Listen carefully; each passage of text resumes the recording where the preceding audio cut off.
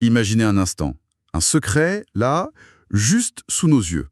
Une vérité qui pourrait vraiment changer la donne pour des millions de gens, mais qui reste dans l'ombre, hein.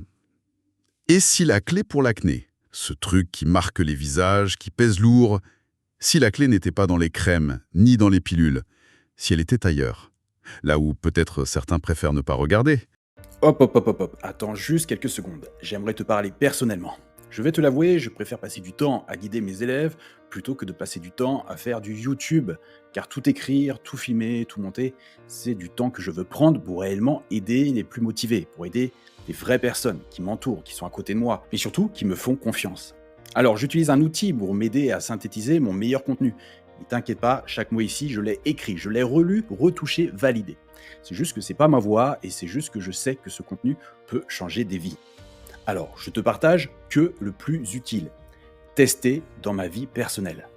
Et si tu as envie d'aller plus loin, d'être soutenu, d'appartenir à un groupe qui avance et de rejoindre une vraie communauté de personnes qui s'alimentent pour contrer l'acné, alors le lien vers mon school est en description. N'hésite pas, tu vas pas le regretter. Allez, je te laisse avec le contenu. Aujourd'hui, on plonge dans le monde de l'acné. Et oubliez l'idée que c'est juste un truc d'ado. On va regarder les chiffres, bruts. Ce que disent les médecins, oui, mais on va surtout creuser les pistes moins connues, celles qui dérangent un peu. Accrochez-vous, ça pourrait bien bousculer 2 ou 3 idées reçues. Ah oui, les chiffres, ils parlent d'eux-mêmes et ils donnent le ton d'emblée. L'acné, c'est 80% des adolescents. C'est énorme. 4 ados sur 5. Exactement. Et parmi eux, attention, 15% ont des formes sévères. Mais le truc, c'est que ça ne s'arrête pas à l'adolescence, loin de là. En France, on parle d'un adulte sur 4, 25%, Un quart des adultes, c'est fou. et certaines études montrent même que ça augmente, surtout chez les femmes adultes. On parle de plus de la moitié des femmes entre 20 et 29 ans, et encore 35% entre 30 et 39 ans. Donc non, c'est pas du tout anecdotique, c'est un vrai phénomène de société en fait. Un adulte sur 4. Derrière ce chiffre, il faut voir les parcours, les galères, parfois pendant des années. Et puis l'impact psychologique, on en parle peu, mais il est majeur, surtout quand ça touche le visage. Ça peut être terrible pour la confiance en soi, non? Oh que oui. L'estime de soi en prend un coup, c'est certain. C'est pas juste avoir des boutons, ça peut vraiment impacter la vie sociale, professionnelle, la construction personnelle. C'est une vraie souffrance pour beaucoup. Et face à ça, le chemin classique, c'est le dermato. Logique, c'est le premier réflexe. Tout à fait. Et les dermatologues proposent des traitements, bien sûr, des crèmes, des gels, des traitements locaux adaptés. Et puis pour les cas plus tenaces, plus sévères, il y a les traitements par voie orale. Comme l'isotrétinoïne, le fameux Roaccutane d'avant. Exactement, l'isotrétinoïne. C'est une molécule très puissante, un dérivé de la vitamine A. Elle agit sur plusieurs fronts en même temps. Elle diminue énormément la production de sébum. Elle empêche les pores de se boucher, la comédogénèse, comme on dit. Elle réduit la bactérie P. acnes et elle est très anti-inflammatoire. C'est un peu le tout en un, si on veut. Le traitement bulldozer, quoi. Mais j'imagine qu'il est un revers à la médaille. Ah ben oui, forcément. Qui dit puissance dit contrainte. Les effets secondaires sont très fréquents. Le plus connu, c'est la sécheresse. Peau sèche, lèvres gercées, parfois douloureuses, la chéilite, ça c'est quasi systématique. D'accord. Il peut aussi avoir des douleurs musculaires, une sensibilité au soleil, mais le point vraiment critique, c'est pour les femmes. Le produit est hautement tératogène. Tératogène, c'est-à-dire? Ça veut dire qu'il provoque de graves malformations chez le fœtus si une grossesse survient pendant le traitement. Donc la contraception est absolument obligatoire, très stricte, pendant tout le traitement et même un mois après. Ça implique un suivi médical hyper rigoureux, prise de sang, etc. L'idée, c'est souvent d'atteindre une dose totale calculée sur le poids pour essayer d'avoir une rémission qui dure. Ok, donc un traitement lourd, efficace, mais lourd. Et puis il y a le vécu des gens. J'ai lu le témoignage de Margot sur mon Corner B. Ça fait froid dans le dos, son histoire. Elle raconte une escalade des crèmes de plus en plus forte prescrite par le dermato, Oui. jusqu'à un produit qui lui a carrément brûlé le visage. Un truc si agressif qu'il décolorait ses draps. On se dit, jusqu'où on va dans l'agressivité là? C'est exactement ça qui pose question. Ça illustre bien les limites. D'abord, tout le monde ne tolère pas ces produits.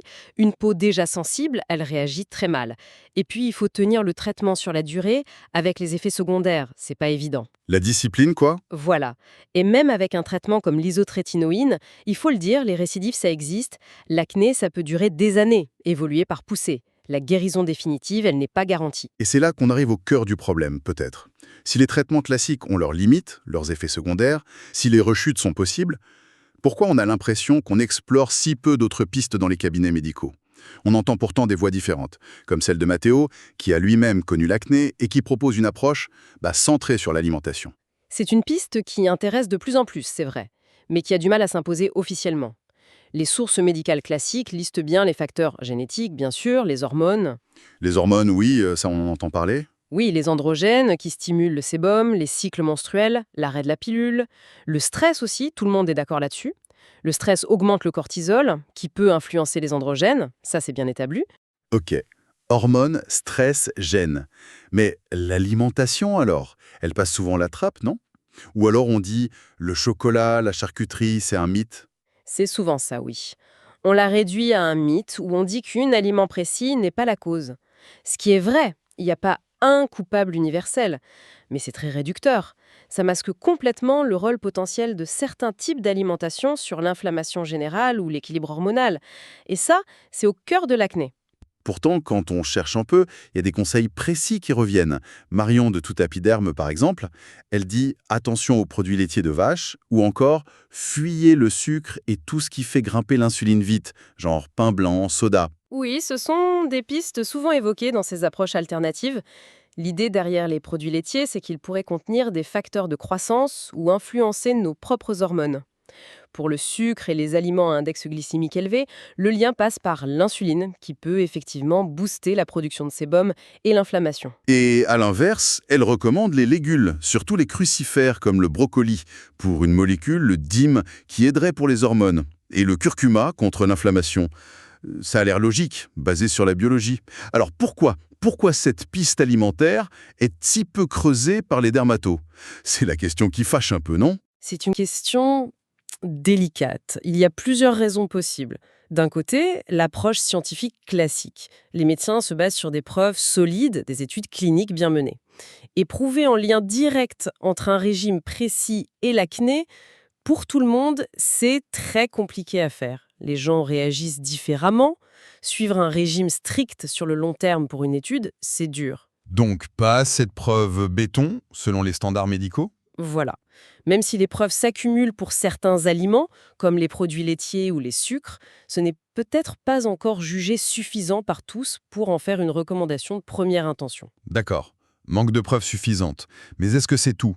Matteo, justement dans la source Omerta dermatologique, il suggère autre chose. Quelque chose de plus dérangeant. Oui, c'est une autre lecture, plus critique, portée par des gens comme Matteo qui l'ont vécu. L'idée avancée, c'est que ce ne serait pas juste un manque de preuves ou de la prudence, ce serait peut-être une forme d'omerta médicale. Une omerta que... carrément. L'argument est le suivant, tel qu'il est présenté.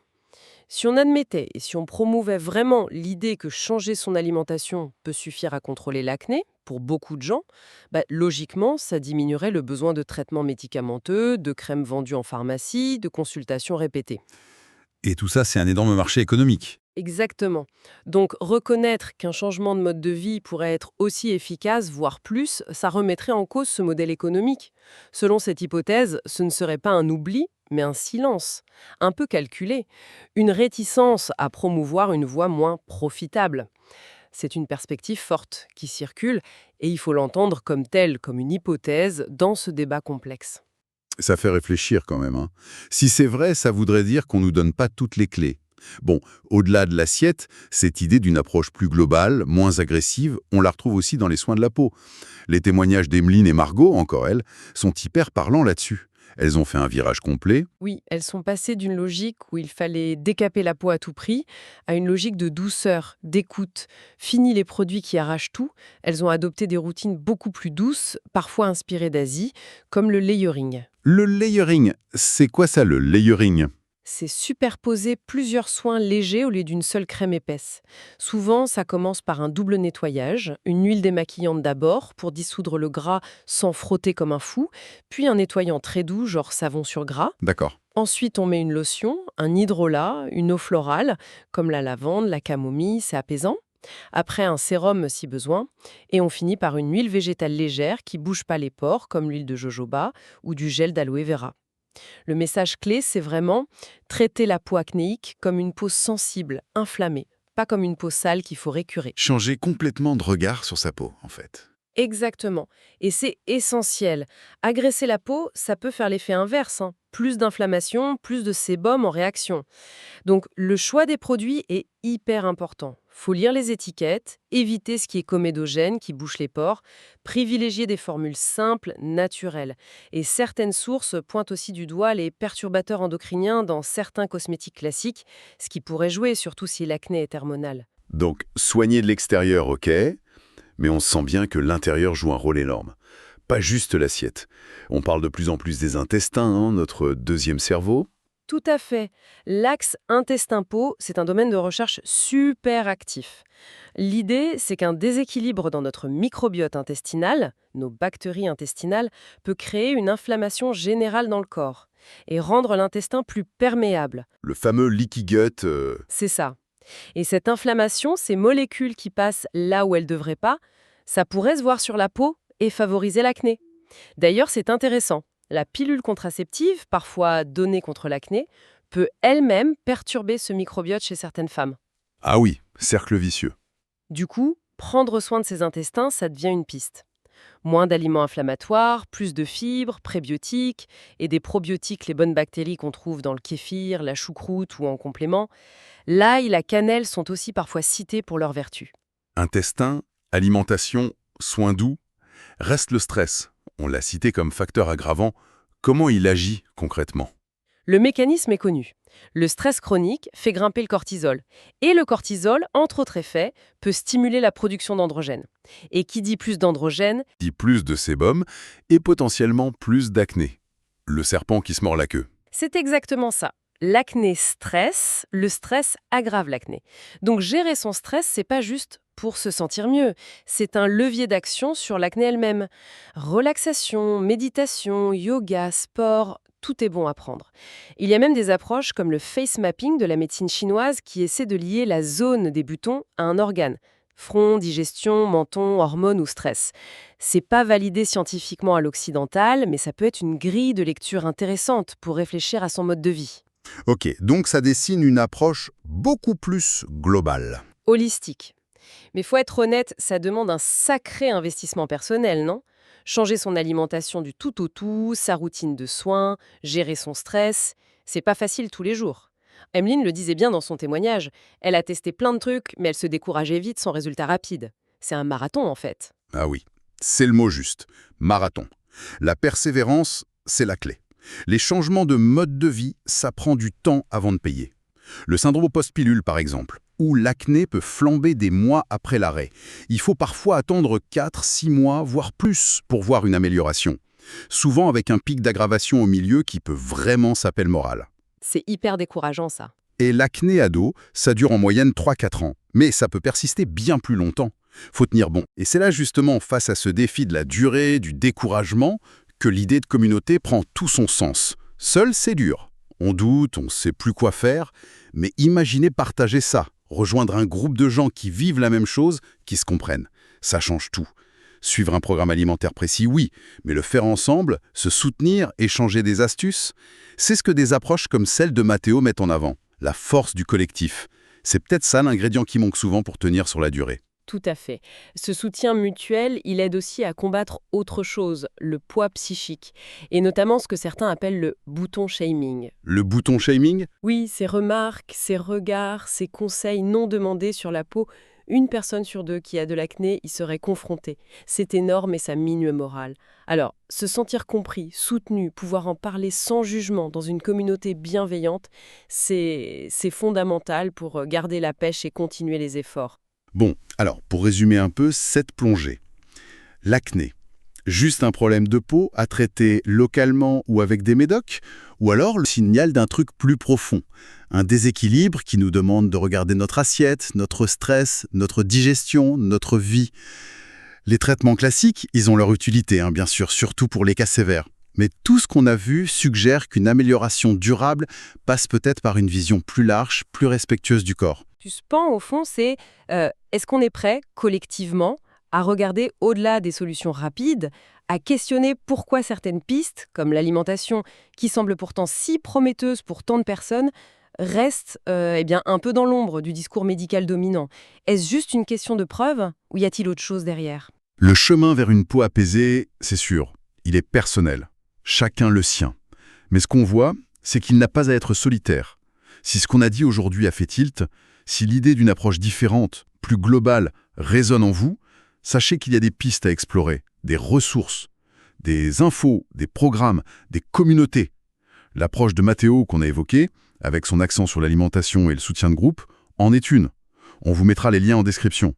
Le changement est peut-être plus à portée de main qu'on ne le croit.